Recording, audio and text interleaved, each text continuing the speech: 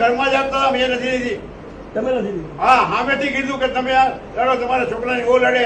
મેં કીધું મારા છોકરાની ઓ લડવાની નથી અને એને લડવા દેવાની નથી.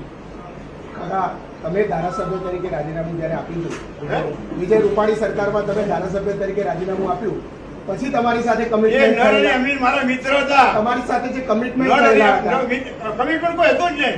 જે કરવું જોઈએ મેં કરી નાખ્યું. તમે બોર્ડ નિગમ માટે તો બીજેપીની ઓફિસમાં ઘણા ધક્કા ખાધા, પછી શું બોર્ડ નિગમ તમને મળે એના માટે ઘણા ધક્કા ખાધા બીજેપી? ધક્કા ખાધો જ નથી મેં. ખોટી વાત છે, બિલકુલ ખોટી વાત છે. હવે ભાજપમાં જ રહેશો? બિલકુલ ખોટી વાત છે. ભાજપમાં જ રહેશો? શું હવે ભાજપમાં જ રહેશો?